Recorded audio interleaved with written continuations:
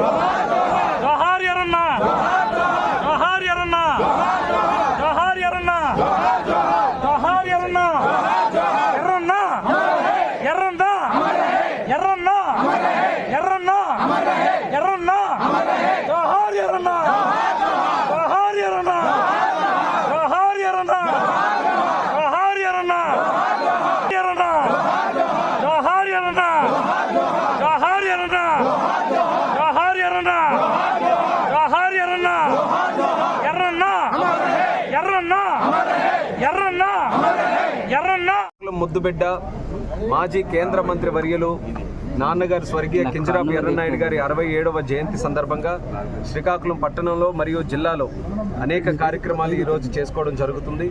ఆ మహానుభావుడు ఎక్కడున్నా సరే ఆయన ఆత్మశాంతి కలగాలి, ఆయనకి నివాళులు అర్పించడానికి ఈరోజు విచ్చేసినటువంటి ప్రతి ఒక్కరికి కూడా మా కుటుంబం తరఫున ప్రత్యేకమైనటువంటి ధన్యవాదాలు తెలియజేసుకుంటున్నాం.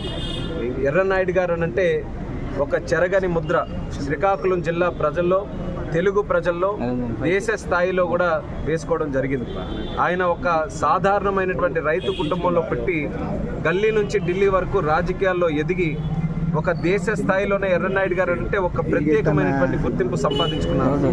అటువంటి వ్యక్తి ఈరోజు మన జిల్లాకి కానీ మన రాష్ట్రానికి కానీ ఎంతో స్ఫూర్తిదాయకం అనేది నేను ఆయన కుటుంబ సభ్యుడిగా కాదు, ఈరోజు సామాన్యులు ఇతర పార్టీలో ఉన్నటువంటి నాయకులు కూడా కొనియాడుతున్నారనంటే ఏ స్థాయిలో ఆయన జీవితాన్ని కొనసాగించారో ఒక్కసారి మనం స్మరించుకోవాల్సినటువంటి అవసరం ఉంది. ప్రస్తుతం ఉన్నటువంటి రాష్ట్రంలో రాజకీయాల్లో కక్ష సాధింపు చర్యలు ఎక్కువగా మనం చూస్తున్నాం. ఈరోజు ఉన్నటువంటి వైఎస్ఆర్ కాంగ్రెస్ పార్టీ, మిగతా పార్టీలో ఎవరైనా నాయకులు ఉంటే వాళ్ళు ఏదైనా సరే గట్టిగా మాట్లాడుతుంటే వాళ్ళ మీద కేసులు పెట్టడం, వాళ్ళని అణిచివేయడం, మరి ముఖ్యంగా బీసీల తాలూకా గొంతుని ఏ రకంగా ఈ ప్రభుత్వం అణిచివేస్తుందో ఈరోజు మనం చూస్తున్నాం. కానీ అప్పటిలో రాజకీయాలు చేసేటటువంటి వ్యక్తులు, ఎర్రన్నాయుడు గారు లాంటి వ్యక్తులు ఇతర పార్టీలను కూడా ఏ రకంగా గౌరవించుకొని ఒక ప్రజా సమస్య ఉన్నా, ప్రజా సమస్య మీద చర్చ ఉన్నా అందరినీ కూడా కలుపు కట్టుకుని తనంతో ఏ రకంగా ముందుకు వెళ్ళారో ఈరోజు ఉన్నటువంటి జగన్మోహన్ రెడ్డి గారికి ఒక కనువిప్పులాగా ఇటువంటి నాయకుల తాలూకా జీవితం వాళ్ళ కనువిప్పులాగా ఉంటుంది. అందుకనే ఈరోజు అటువంటి ఆదర్శ నాయకులైన ఎర్రన్నాయుడు గారిని మేము స్ఫూర్తిగా తీసుకొని రానున్నటువంటి ఎన్నికల్లో కూడా మేము అడుగు పెడుతున్నాం.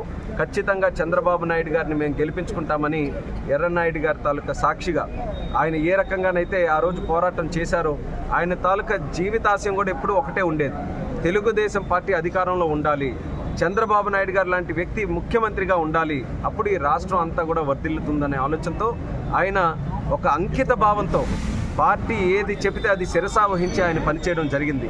అటువంటి నాయకుడు ఈరోజు మేము స్ఫూర్తిగా తీసుకొని రేపు మళ్ళీ మేము ప్రభుత్వం రావాలనంటే ఎర్రన్నాయుడు గారి తరహాలో మేము అందరం కూడా పనిచేయాలి. ఆయన అడుగుజాడల్లో మేము అందరం కూడా నడవాలి. అదే మేమందరం కూడా ఈరోజు చేస్తున్నటువంటి ప్రతిజ్ఞ. మా కర్తవ్యం కూడా అదే. ఎర్రన్నాయుడు గారి తాలూకు ఆశయాన్ని మేము నిలబెడతాం. మళ్ళీ ఆంధ్రప్రదేశ్ రాష్ట్రంలో తెలుగుదేశం పార్టీ, జనసేన పార్టీ కలిసికట్టుగా ఉన్నటువంటి కూటమిని గెలిపించుకొని చంద్రబాబు నాయుడు గారిని మేము ముఖ్యమంత్రిగా చేసుకుంటాం.